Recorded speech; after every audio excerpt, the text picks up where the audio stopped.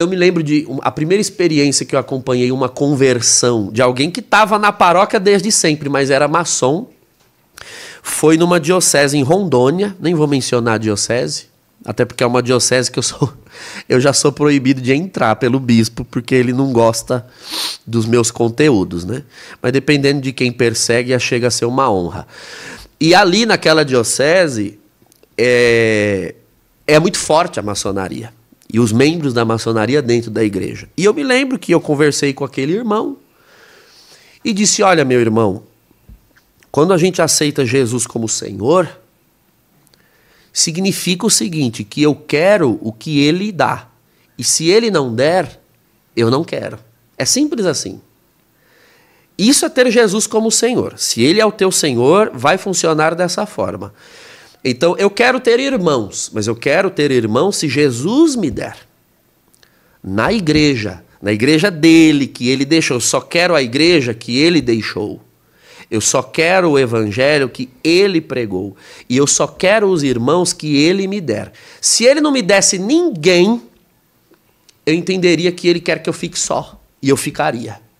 Porque melhor para mim é o que vem dele. E isso é senhorio de Jesus. E isso é sério. Então, me diga o que você vai buscar na maçonaria que você não deveria estar encontrando na tua igreja. Aqui é a tua casa, este é o teu povo, esses são os teus irmãos, essa é a tua gente, essa é a tua família. Você não fez, por exemplo, para entrar na maçonaria um ritual de iniciação? Existe um ritual de iniciação. Meu Deus do céu, você não aprendeu que os sacramentos que nós recebemos para entrar na igreja também são chamados de iniciação? Como é que você passa por uma outra iniciação se aqui você foi iniciado? Essa é a tua comunidade. Você está traindo essa comunidade. Você está dizendo que não foi iniciado, porque uma iniciação te atrela definitivamente. Isso é uma iniciação. Então, se você foi iniciado na fé católica, a que grupo você pertence? A Igreja Católica. Acabou, não tem que se iniciar em maçonaria, se iniciar em sociedade secreta, iniciar em coisa alguma. Aí o que eles podem alegar, mas aqui você vai aprender valores e princípios. Meu Deus do céu, falta algum valor, falta algum princípio no Evangelho de Jesus Cristo para você ter que buscar fora? Você não está medindo a gravidade, a seriedade disso? Jesus é o teu Senhor. Você quer aprender valores, princípios e disciplina? Então você venha buscar na fé da igreja. Agora, Guto, olhando ao redor dele, o que eu via? Uma comunidade católica, meu Deus do céu, que parecia mais uma associação de moradores do bairro, um sindicato político. Coitado, ele foi buscar na maçonaria, porque a maçonaria, você vai entender a frase que eu vou dizer, a maçonaria era a coisa mais católica que tinha perto dele. A maçonaria parecia mais católica do que a própria paróquia, porque a paróquia estava comprometida com outras pautas, com outras agendas, que não o Evangelho de Jesus Cristo. E na maçonaria se falava de Jesus, se falava dos profetas, se falava muito do rei Salomão e do reino de Israel, e de você aprender uma disciplina, tinha disciplina de leitura, disciplina de estudo, eles são muito rigorosos com isso, porque tem uma série de literaturas que o maçom precisa consumir para se afirmar na identidade maçônica, e era severo, tinha um material de trabalho, etc. Eu falei, olha aí, uma paróquia devia estar oferecendo isso, né? Literatura, formação, conteúdo, uma disciplina de estudos. Então, assim, é erradíssimo buscar na maçonaria. Mas, embora eu não concorde, nunca irei concordar, eu consigo entender, sabe? Eu consigo entender o que é que uma pessoa, em certos lugares do Brasil ou fora, vão buscar na maçonaria.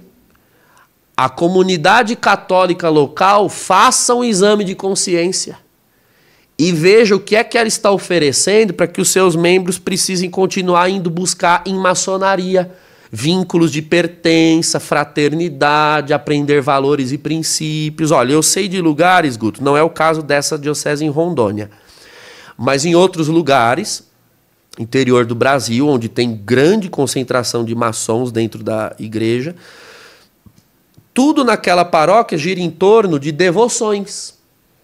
Então, o que é a fé católica para aquele cara? É a devoção ali que tem, uma vez no ano tem aquela festa Nossa Senhora, tem aquela festa a determinado santo, e acabou. Mas o dia a dia dele é na loja maçônica. Por quê? Porque não existe um dia a dia na comunidade católica local. Não existe ali um grupo, um círculo bíblico, um grupo de oração, entende? Um vínculo de pertença. Até do ponto de vista estético, a sensação de pertença nessas sociedades são mais acentuadas do que na Igreja Católica. Daquele lugar, eu não estou generalizando, daquele local. Então, por exemplo, para ir na reunião maçônica, que é uma vez por semana, ele sabe que ele tem que pôr um paletó e uma gravata, que ele tem que colocar as luvas brancas, que ele tem que colocar o avental, ele vai usar a insígnia própria do grau que ele usa. Aí, na comunidade católica, vai todo mundo como quer, do jeito que quer. Uns vão achando que estão na praia, outros vão achando que estão na roça, outros vão achando que estão num show sertanejo, com a calça agarrada. Enfim, não existe aquele decoro, aquela modéstia, aquela afirmação identitária, estética. Isso não é o essencial, mas faz parte. O ser humano não vive só do essencial. O acidental faz parte da nossa vida também. Para se alimentar, você só precisaria de pão. Pão e água, acabou. De fome você não ia morrer. Mas cá para nós, ninguém come só o pão e a água. Você passa uma manteiguinha, põe um frios hoje, põe uma outra coisa amanhã. O acidental faz parte da vida humana. Então eu sei que existem setores da igreja que militam contra esses elementos de identidade, né? A batina, a camiseta, o crucifixo. É claro que isso não é o essencial. Mas, pelo amor de Deus, isso faz parte também. Faz com que a gente se sinta membro de uma comunidade. Faz com que a gente tenha sentimentos de pertença a um grupo. Então, faz bem a comunidade local ter isso. Olha, você a partir de agora é da nossa comunidade, ó. Usa essas camisetas aqui, usa aqui, olha, a gente tem essa consagração, a gente usa essa medalha. Enfim, educar para que seja feito o uso saudável. Mas que seja feito o uso. Essas coisas fazem bem, mas na comunidade, a comunidade católica local não tem diferencial. Ela se parece mais do mesmo. Como Bento XVI dizia, né? A pessoa ela já vive na sociedade moderna. Ela vai à igreja procurando o céu. Aí ela chega na igreja e encontra mais do mesmo, mais do que já tem lá fora. Mais noticiário, mais política, mais problemas na boca de quem prega. Não foi para isso que eu vim aqui. Eu vim para ouvir coisas do céu. Coisas espirituais. Se aqui tem mais do mesmo, então eu vou procurar um lugar onde tenha o diferencial. Eu quero o diferencial. A minha alma precisa descansar. Então eu prefiro, Guto, abordar a maçonaria a partir desse aspecto. Se nós não ficássemos deixando essa lacuna aberta, a maçonaria não estava preenchendo as suas cadeiras. E eu lembro que eu acompanhei esse irmão num processo ali que eu fui ajudando, inclusive, orientando ali a formação de uma comunidade carismática local. E aquela comunidade procurou oferecer vínculo, sentimento de pertença, os casais estão ali próximos, educando seus filhos, as famílias unidas, em torno do evangelho, da palavra, com identidade. Ele simplesmente largou a maçonaria, deixou para trás, renunciou, sem medo algum. Porque creu no Senhor Jesus. E é isso. Confissão, comunhão e todos os vínculos estão rompidos. Então eu prefiro abordar nesse sentido. Agora, é claro que, conversando com ele sendo um membro grau 33 da maçonaria como já era, ele disse que de fato são feitos rituais.